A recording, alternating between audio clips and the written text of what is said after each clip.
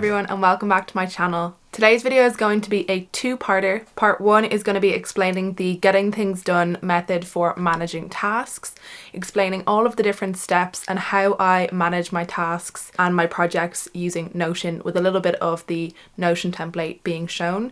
Part two is going to be more vlog style, and this is going to be showing me actually engaging with my task list and getting as many of my tasks done as possible before Christmas. I really want to go into Christmas break with a clear mind, with nothing on my mind, with no things on my mind, no tasks coming into mind that I haven't done or need to do.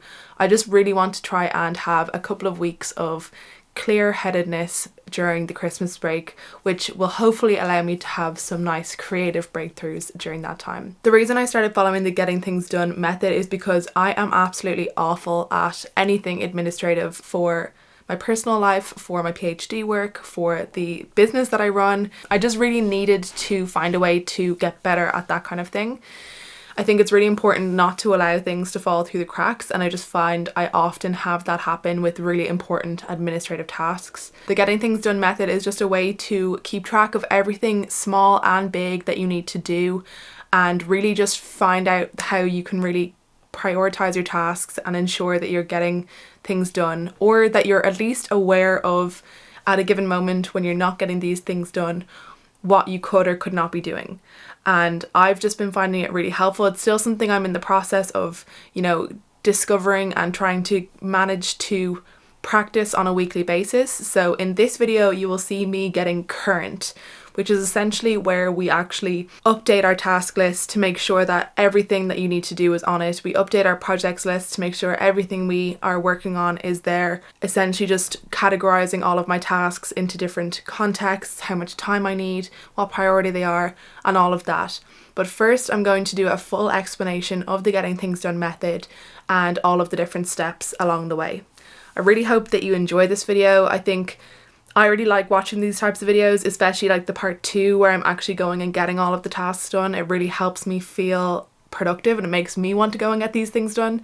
So if you do like this video, be sure to give it a thumbs up and subscribe for more PhD and productivity related content. So managing tasks using getting things done is sort of a step-by-step process where you have to first capture everything. So you have to have a way of getting all of the things that are on your mind onto a list of things, basically.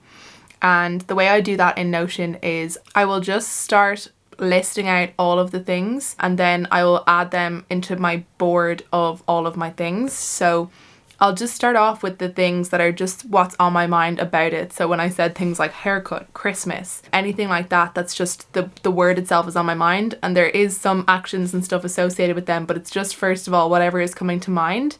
So there's a podcast episode from the Getting Things Done company where they take you through what's known as a guided mind sweep. So that's where you're going to be able to listen and get things off your mind following along with what they're asking you to do. And I find that really helpful for whenever I'm feeling overwhelmed and feeling like there's a lot of things on my mind. If you're keeping up with this on a weekly basis, which is something that I'm trying to do by incorporating this into my Friday and a little bit into my weekend as well, then it should become a lot easier to manage your tasks because you will be more regularly updating this. And the first step, as I mentioned, is capturing everything. So really just getting everything off your mind. And I've said a couple times, the first time I did this, I had like a couple hundred things on the list. Every time I do it, it sort of gets less and less. And at the moment I have 75 things to do, and I think as I go through this I will take some off, I'll put some back on, but that's what I have going at the moment. And I have about, 40 open projects, and I probably might need to add some to that or take some away. Some of these will not necessarily be things you want to do right now, but they might be things that you want to do sometime in the future. The first thing I'm doing is just capturing any extra tasks that are on my mind and going back through the list and getting rid of any old tasks that don't need to be there anymore. So basically just updating the list of things that are on my mind as things that need to be done. And the next thing that I'm doing is clarifying all of those. So if there's anything on my list at the moment that isn't clarified in terms of what the next action is, then I'm going to do that. So that's step two of the getting things done process. Essentially, if you have any items that are just on your mind but you haven't really thought about them enough to really associate an action with them. So for example, I have haircut on the list, and that means that I need to figure out what is the action there. So the action would be booking a haircut appointment. And so that's something I'll just put in as the action, and then it makes things a bit more tangible. That's a sort of easy enough task to get through, and it's something that I can just understand a bit more. There's other things on the list that are a bit more vague. For example, I have filming setup just on the list there. And what I mean by that is figure out a filming setup in my new house, but I haven't expressed that properly. So it's just about going through these action steps and really clarifying what is meant and what the actual action is that I need to do. The next thing will then be basically deciding what of the tasks that are on your list are 2-minute tasks.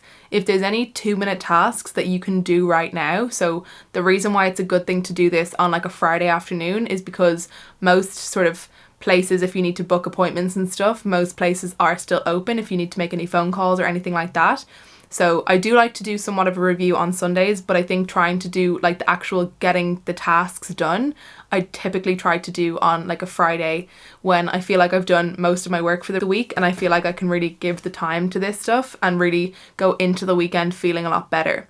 So right now I'm going to just go through the list and just flag anything that's a 2-minute task and put this in my do column. The next category, which could be used, is something that I can delegate to somebody else. It might not be the case in PhD work that you necessarily have people that you can delegate things to. If you're in a project where there's something that's on your mind but it's really something that somebody else is meant to be doing, then that would be like a delegated task. So let's say it's something like you need to ask your supervisor for something and that's really more of something that they should be doing, then you'll delegate that. So that will be something that you would then, once you've delegated it, so once you've done the action of delegating, then you can put that into a list called waiting for. So your waiting for list will be basically anything that you are waiting for. So that will include delegated tasks, but also, for example, I have things on my list like read a certain book, and I can't read it until the book arrives. So I'm waiting for that book to arrive before I can read it. So right now that's not in my do column for me, but it's in my waiting for list because one day when I get that book, I will be able to read it. The last sort of category is there anything that you can dump? In which case, like, is there anything that's on your list? It could be like an old item. So each week I will look at all of this and see, is there anything that either I did already or that I don't really care about doing anymore?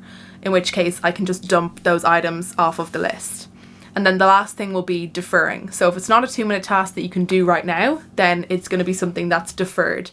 And once it's deferred, it goes into a bunch of different contexts. And that's going to be the next stage, is sort of categorizing these tasks and seeing where do they really belong. So in terms of further categorizing the tasks, there's a few different things that I like to put in.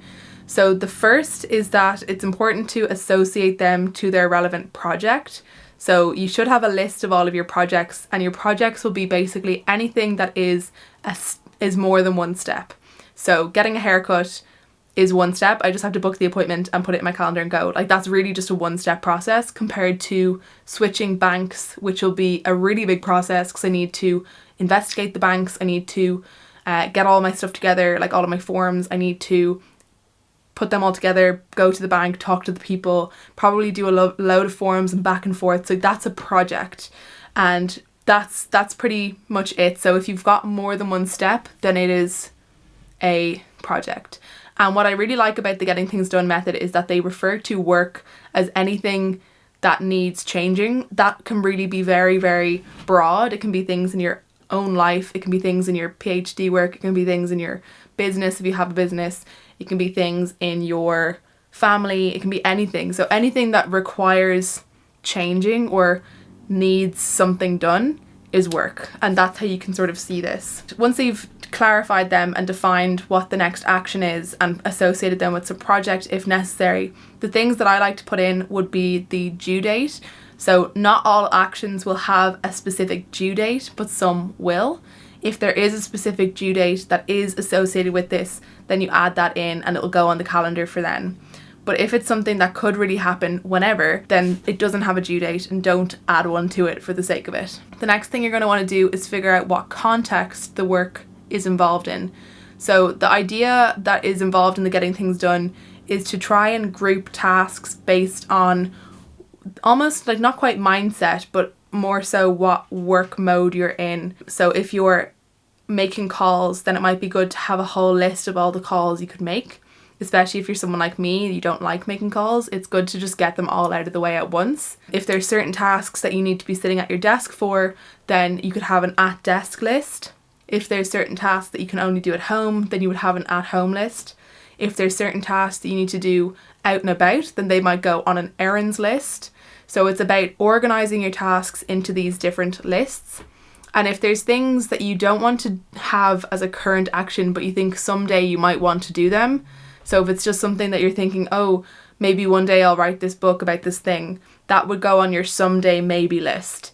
And that's something that you can sort of review on a weekly basis and see, is there anything that I want to move into the current work pipeline, or is this even still something I think I want to do at some point? So the different categories that I have are at desk, I have read and review, I have errands, I have calls, I have stuff for my family home. So if there's stuff that I can do only in my family home, I have new home, which is stuff that I can only do here. I have research and development tasks. So because those are sort of different to desk work, I feel like because it's something where you need to like be in the mindset to like look into things, I just have those as a separate one. And then I also have emails and someday maybe. So those are all of the ones that I have, and you can personalize those, especially if you have people that you're talking to often. So if you have a couple of things that you need to discuss with a person, you might end up having a list just for them. Those would be things like agendas. So if I have a meeting coming up with my supervisors and there's a bunch of things I want to talk to them about, then I might have a supervisors list where I have all of the stuff that I want to talk to my supervisors about. I also ended up adding a Jack list just for anything that I needed to discuss with my partner. So at the moment, since we're moving, we have a new bank account we need to start. We have a list of things we need to make for Christmas. We needed to do a big shop. So just anything that I needed to discuss with them, it was good to just have all of those together so that we could work on those together the next time we're sitting down to do things.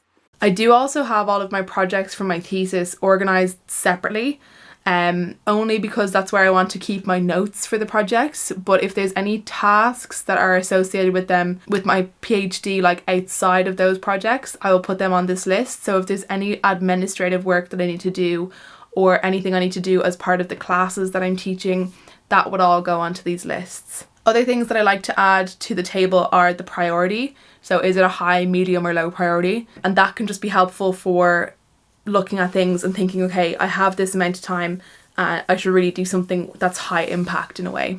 I also wanted to mention I'm somebody who really struggles to get high priority tasks done. And I found that the sort of mental process of tagging these tasks with the high priority tag has really helped me to just sort of signify their importance and actually get them done a lot more. Other things to add would be the time required and the energy required. So that way you know, okay, I'm sitting at my desk, I have 2 hours free and I'm not feeling super energetic. Are there any tasks that I can do? And the great thing about organising these in Notion is that you can actually do sort of filters on the table to actually put that in and say, okay, I'm in the mood to do some high priority work, or I'm in the mood to do some low energy work. The last thing that I add in, which is different to the normal getting things done method, is I add in my menstrual cycle phase to the tasks. So if you prescribe to the in the flow method of thinking about work and life, the idea is that because the menstrual cycle involves a lot of changes in our hormones week to week, that our brains change a lot with that in mind, and the way that we want to work and think changes a lot week to week. And there will be certain tasks that are more appealing to us at different phases of the menstrual cycle. Just after the menstrual lining shedding part, the best thing to do will be new things, because it's basically a new beginning to the month. So if there's anything new and fun, so things like research and development tasks are things that you might want to do. As you move into the sort of ovulation period, you'll be more sociable. So if you have any tasks that are related to giving presentations or having important conversations with people, anything like that, great to do during that time. Then you'll move into the post-ovulatory phase, but pre-period phase, where you're basically just in the mindset to do all of the things. So anything that's administrative that you can just sort of tick things off a list, that's something that's really good to do during that time.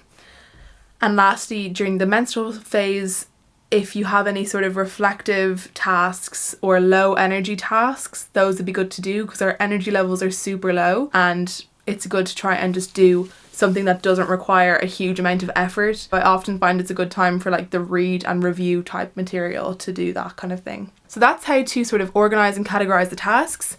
Now I'm going to be doing that. So first thing I'm going to do is just go through all of my tasks and get rid of any old ones and define any new ones, and also go through each of the tasks, associate a project with them, and just make sure that all of my projects on the list are up to date, or if any of my tasks are now becoming a multi-step process, that I will just update my project list to really have that in mind.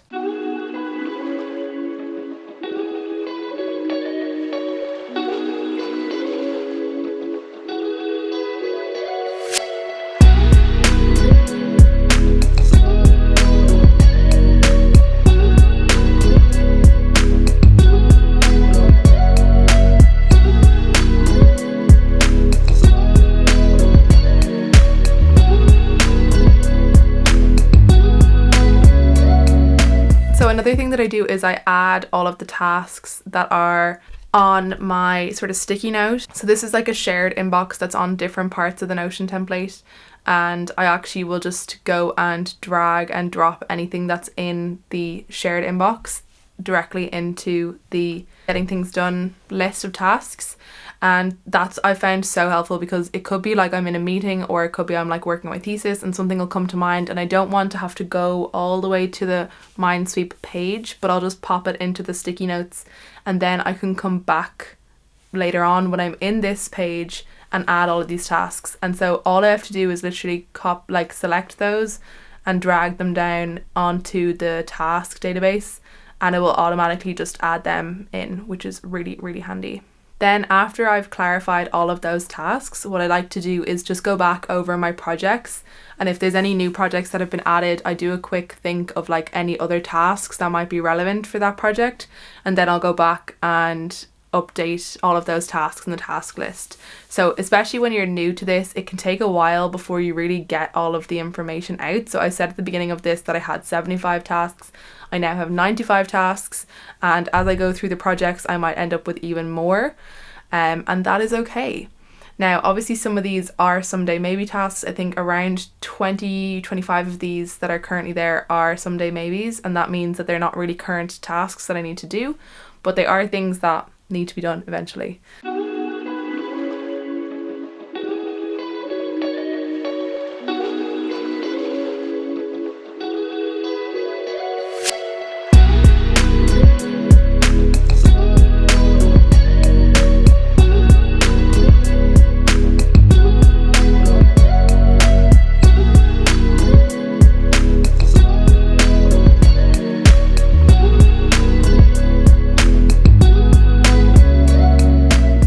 Altogether 118 tasks, approximately 300 hours worth of work, 34 projects. So we'll see if anything else comes to mind. I'm going to take a little bit of a break from this and then come back and start actually working on some of these tasks. That is it for this video. Part 2, you're going to see me getting through a lot of these tasks, and I mean a lot of these tasks. So be sure to subscribe and hit the notification bell so that you don't miss that video.